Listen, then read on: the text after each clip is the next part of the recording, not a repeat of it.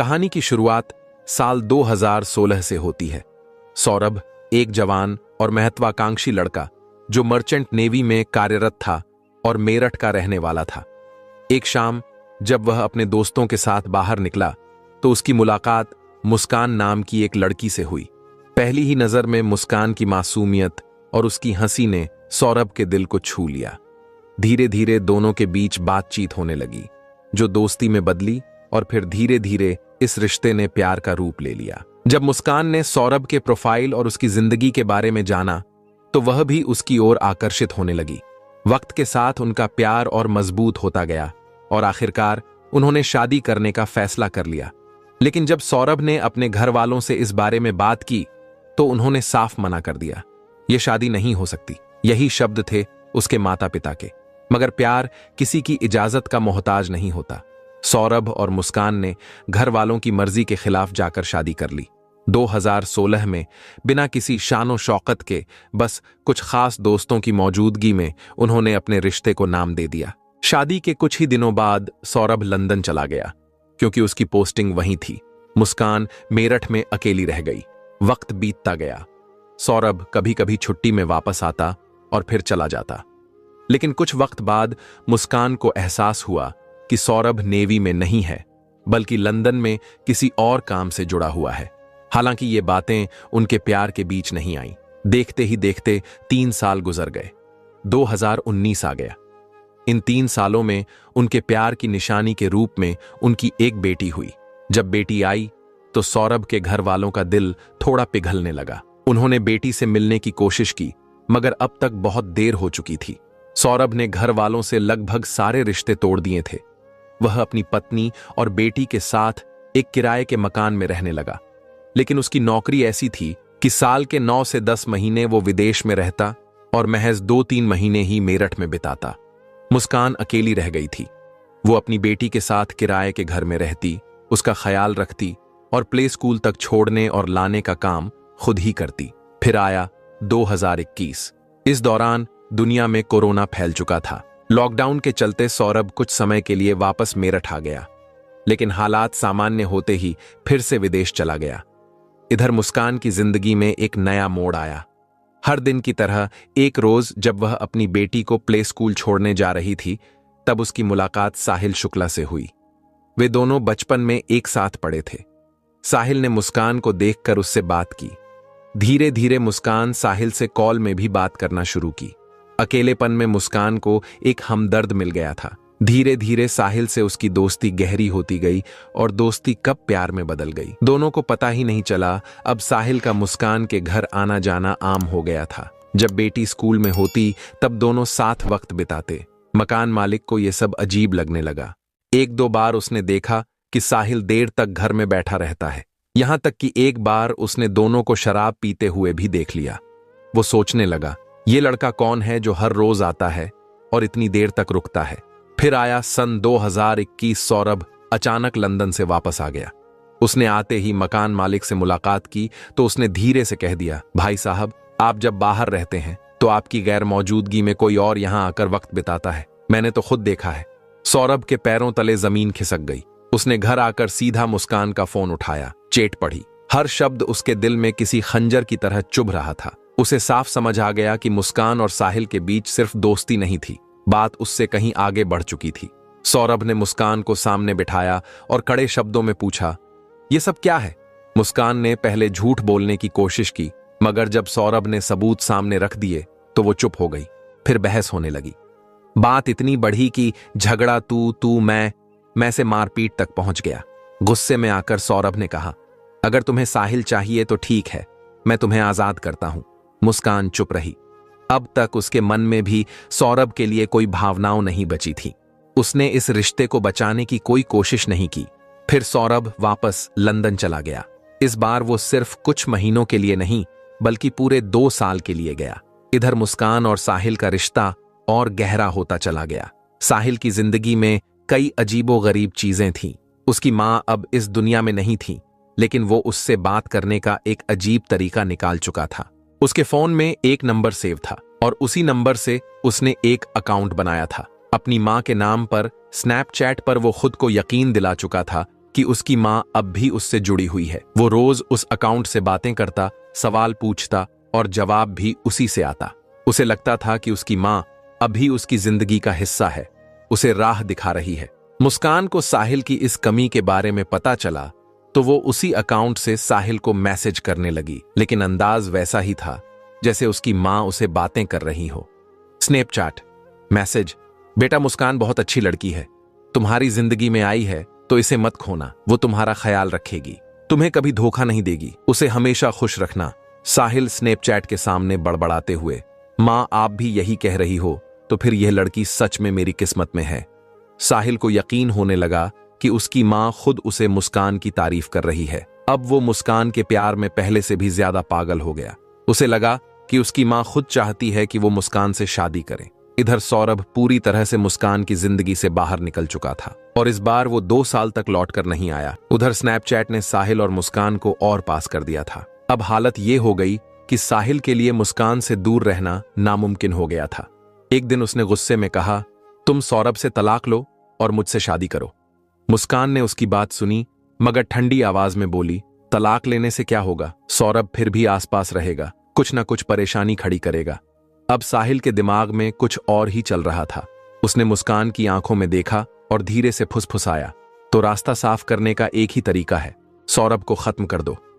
मुस्कान सिहर गई। उसने साहिल की आंखों में देखा, वो मजाक नहीं कर रहा था। क्या तुम सच कह रहे हो? मुस्कान की आवाज धीमी मगर हैरानी से भरी थी। साहिल ने मुस्कुराते हुए कहा, हां, अगर वो जिंदा रहेगा तो हमारी जिंदगी बर्बाद कर देगा। इसे एक फिल्मी डायलॉग मत समझो, ये करने का टाइम आ गया है। पहले मुस्कान को यह सुनकर झटका लगा मगर फिर साहिल की बातों में आकर उसने भी तय कर लिया, अगर सौरभ नहीं रहेगा तो हमारी जिंदगी आसान हो जाए। अब बस उन्हें सही मौका चाहिए था। साहिल के चेहरे पर अब एक अलग ही खुशी थी। उसे लग रहा था कि अब मुस्कान सिर्फ उसकी हो, दोनों शादी करें, एक साथ जिंदगी बिताएंगे। मगर इसके लिए सौरभ को रास्ते से हटाना जरूरी था। अब्बास इसे अंजाम देने की देरी थी। दोनों ने प्लानिंग शुरू कर दी। सबसे बड़ा सवाल था, कत्ल कैसे होगा। मुस्कान और साहिल ने गूगल पर सर्च करना शुरू किया, अलग अलग तरीके पढ़े, वीडियो देखें, मगर हर बार कुछ ना कुछ अधूरा लग रहा था। फिर फैसला हुआ कि पहले सौरभ को बेहोशी की दवा दी जाएगी, फिर चाकू से वार कर दिया जाएगा। साहिल मुस्कान से फोन पर बेहोशी की दवा कौन सी होगी, पहले ये देखना पड़ेगा। गूगल सर्च, सबसे तेज असर करने वाली बेहोशी की दवा, ऐसी दवा जिससे मौत जल्दी हो जाए। मगर सिर्फ दवा ही काफी नहीं थी, कत्ल के लिए चाकू भी चाहिए था, और वो कोई छोटा मोटा चाकू नहीं होना चाहिए। साहिल ने मुस्कान को भेजा, जाओ अच्छे वाले 2 बड़े चाकू खरीद कर लाओ। मुस्कान एक दुकान पर पहुंची। दुकानदार ने जब इतने बड़े चाकू खरीदते देखा तो हैरानी से पूछा, इतने बड़े चाकू का क्या करोगी? मुस्कान ने बिना झिझक कहा, मुर्गा काटने के लिए चाहिए। दुकानदार ने उसे 800 रुपये में 2 बड़े चाकू दे दिए। अब चाकू भी आ गए, दवा का इंतजाम भी हो रहा था। मगर कत्ल के बाद लाश का क्या किया जाए? पहले प्लान बना, लाश को किसी सुनसान जगह में दफना देंगे। सौरभ के घर वाले वैसे भी उससे ज्यादा लगाव नहीं रखते थे। शादी के बाद वह पहले से ही नाराज थे। अगर सौरभ गायब हो जाता तो कोई खास पूछताछ भी नहीं करता। मगर सवाल था, लाश को दफनाए कैसे? मुस्कान और साहिल को इसके बारे में ज्यादा जानकारी नहीं थी। अब दोस्तों से डायरेक्ट पूछते तो शक हो सकता था, इसलिए साहिल चालाकी से पूछना शुरू किया। साहिल ने अपने दोस्त से कैजुअली तरीके से पूछा, अरे यार, पूजा सामग्री अगर जमीन में दबानी हो तो कितना गहरा गड्ढा खोदना चाहिए? बस हल्का सा खोद कर डाल दो, ज्यादा गहराई की जरूरत नहीं होती। साहिल ने झिझकते हुए फिर पूछा, और अगर कुछ बड़ा गाड़ना हो तो? अब दोस्त चौंकना हो गया, तुम यह सब क्यों पूछ रहे हो? कुछ गलत करने का प्लान तो नहीं बना रहा? साहिल घबरा गया। अगर दोस्त ने पुलिस को बता दिया तो पूरा प्लान बर्बाद हो सकता था। उसने झटपट बात पलट दिया और किसी और टॉपिक पर बात करने लगा। अब साहिल को समझ आ गया था कि लाश को जमीन में दफनाना बहुत रिस्की हो सकता है। अब नया प्लान बना। साहिल ने मुस्कान से कहा, एक ड्रम खरीदते हैं, उसमें लाश के टुकड़े डालेंगे और ऊपर से सीमेंट से पैक कर देंगे, किसी को पता भी नहीं चलेगा। मुस्कान ने साहिल की आंखों की ओर देखा। वह ठंडे दिमाग से सोच रहा था। उसमें ना कोई डर था, ना ही पछतावा। मुस्कान ने गहरी सांस ली और धीरे से कहा, ठीक है, मगर कोई गलती नहीं होना चाहिए। कत्ल का तरीका तय हो चुका था, चाकू भी लाए जा चुके थे, दवा का इंतजाम भी हो रहा था। अब बस इंतजार था सौरभ के हिंदुस्तान लौटने का।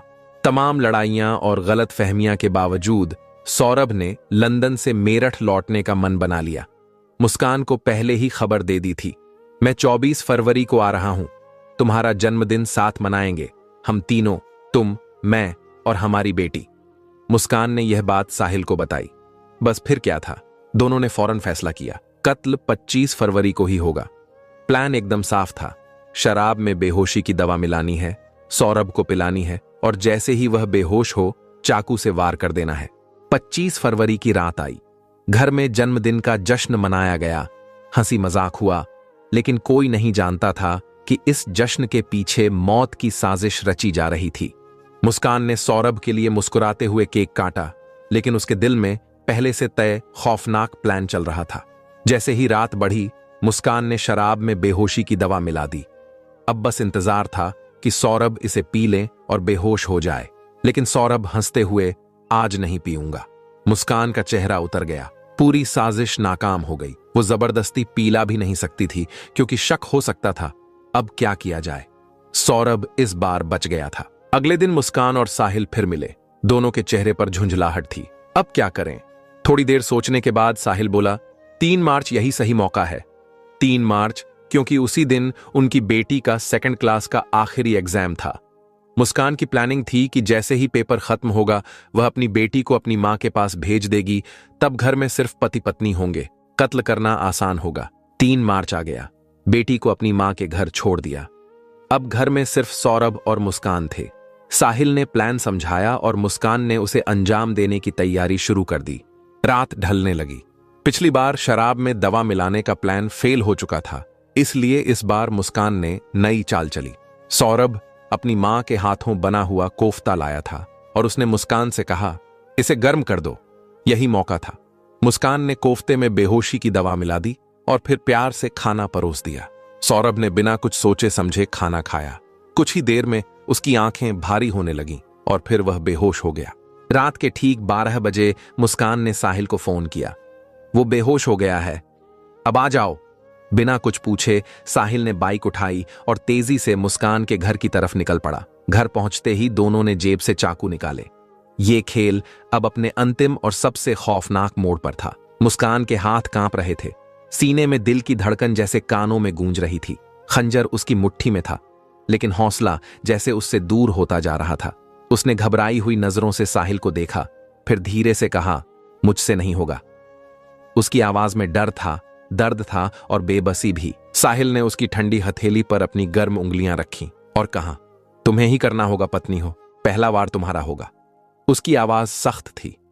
मुस्कान ने सर हिलाया, मगर हाथ आगे नहीं बढ़ा। साहिल झुंझला गया। उसने उसका हाथ पकड़ा, खंजर को धीरे धीरे सौरभ के सीने तक ले गया। मुस्कान का पूरा शरीर कांपने लगा। साहिल ने कहा, बस एक हल्की सी चोट बाकी, देख लूंगा। मुस्कान के हाथ अब भी रुके हुए थे।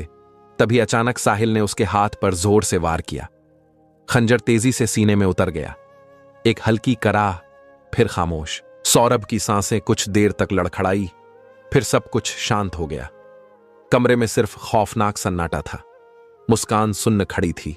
उसके हाथ अभी खंजर थामे हुए थे, मगर दिमाग ने काम करना बंद कर दिया था। साहिल ने झटके से खंजर खींचा, अब इसे खत्म करते हैं। साहिल ने जेब से एक तेज धार वाला चाकू निकाला और बिना रुके सौरभ की दोनों हथेलियां काट दी। खून फर्श पर बहने लगा। मुस्कान कांपते हुए दीवार से सट गई। उसकी आंखें फैल गईं। साहिल को कोई झिझक नहीं थी। उसने गर्दन पकड़ी और एक झटके में सिर अलग कर दिया। मुस्कान की रूह कांप गई, मगर अब पीछे हटने का कोई रास्ता नहीं था। पहले से खरीदे गए 2 बैग कमरे में रखे थे। एक बैग में सिर और दोनों हथेलियां डाली गईं। दूसरे में सौरभ का साहिल ने धड़ वाला बैग घसीट कर बेड के नीचे रख दिया। बाकी काम में निपटा दूंगा, कहकर साहिल सिर और हथेलियों वाला बैग उठाकर घर से निकल गया। रात के 3 बजे वो अपने घर की ओर बढ़ रहा था, जो मुस्कान के घर के पड़ोस में ही था। कमरे में अब बस मुस्कान थी। जिस बेड पर वो रोज सोती थी, उसी के नीचे आज उसका पति पड़ा था। बिना सिर, बिना हथेलियों के वो लेटने की कोशिश कर रही थी, मगर आंखें बंद होते ही खून से लथपथ सौरभ का चेहरा दिखता सांसें तेज हो गई। घबराहट बढ़ने लगी। कमरे में उसे एक अजीब सर्द एहसास होने लगा। मैं यहां अकेले नहीं रह सकती, मुझे डर लग रहा है। उसने हड़बड़ाते हुए साहिल को फोन लगाया। डर लग रहा है। साहिल हंसा। तो मेरे घर आ जाओ। मुस्कान को और कुछ नहीं सूझा। वो कांपते हुए बाहर निकली, सड़क पार की और साहिल के घर के दरवाजे तक पहुंची। रात का सन्नाटा था। सिर झुकाकर वो साहिल के घर का अंदर चली गई।